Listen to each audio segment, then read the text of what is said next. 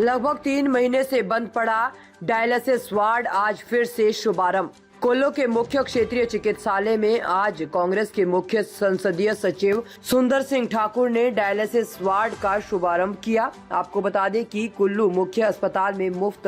Dialysis सुविधा यहां आने वाले रोगियों के लिए सरकार द्वारा चलाई गई थी, जो कि 20 अक्टूबर 2023 से बंद हो गई थी, क्योंकि राही फाउंडेशन ने कुछ लेन देन के कारण डायलिसिस की व्यवस्था को बंद कर दिया था। लेकिन अब डायलिसिस करवाने वाले मरीजों को मंडी या शिमला, चंडीगढ़ जाने की आवश्यकता नहीं रहेगी, क्योंकि कुल्लू के अस्पताल में ही डायलिसिस की सुविधा प्रदान की जा रही है। जबकि ये सुविधा लेने वाली रोगियों को किसी प्रकार की कीमत नहीं अदा करनी पड़ेगी। इस सुविधा को मुफ्त में रोगियों को देने का करार हंस फाउंडेशन से किया गया है, जबकि कुल्लू के मुख्य अस्पताल में इस सुविधा की मुफ्त सेवा हंस फाउंडेशन ही देंगे।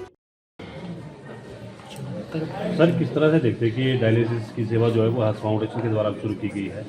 तो किस तरह की व्यवस्था है? देखिए, जैसा कि वर्तमान में हमारी सरकार जब से बनी है, इस अस्पताल का बहुत कायाकल्प हुआ है। इसके लिए मैं जहाँ पे माननीय मुख्यमंत्री जी का धन्यवाद करता हूँ कि उन्होंने सारे के सारे यहाँ पे विशेषज्ञ डॉक्टर, पैरामेडिकल स्टाफ और जितना भी हमारा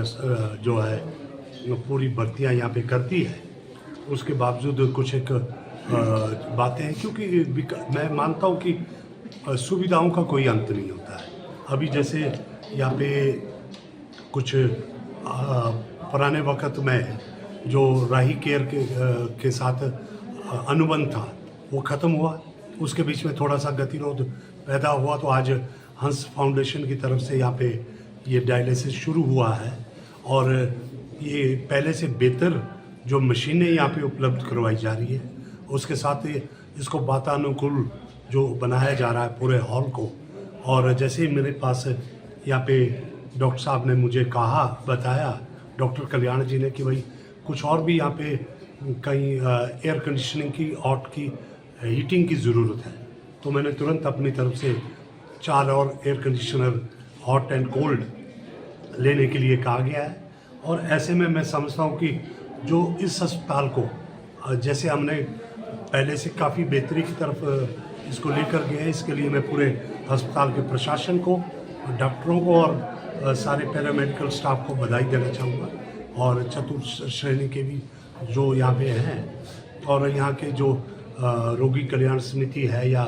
जितने NGOs यहाँ पे जुड़े हुए हैं। आज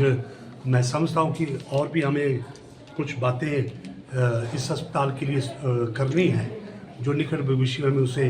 किया जाएगा। और अभी ख़ास तौर पे MCH जो यहाँ पे है, उसमें भी एडिशनल जो स्टाफ उपलब्ध करवाना है। और निकट भविष्य में मैं देख रहा हूँ कि कुल्लू के लिए हम और भी बहुत अच्छे उपकरण, अभी मेरे ख्याल हाल ही में हमने लगभग कोई 5 करोड़ के 5.5 करोड़ के उपकरण जो corporate social responsibility power grid मेरे पास जो विभाग है, उसके माध्यम से हम 5.5 करोड़ का हमने उनको दे दिया है और वो सैंक्शन हो गया। और मार्च से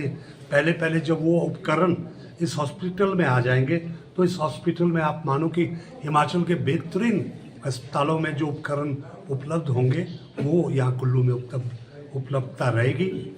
मैं समझता हूँ कि हमारी सरकार की जो प्राथमिकता है कि स्वास्थ्य सेवाओं को बेहतर किया जाए, उस और ये कदम बढ़ रहे हैं। और कुल्लू अस्पताल कई मायने में और कई अस्पतालों से बहुत बेहतर काम कर रहा है। सर, अस्पताल की अगर बात करें तो पिछले 1.5 साल से जो ब्लड सेपरेटर कॉम्पोनेंट है, मशीनरी है 1.5 करोड़ के आसपास की, वो यहाँ पर है, लेकिन लाइसेंस का इशू जो है वो अब तक भी नहीं हो पाया है।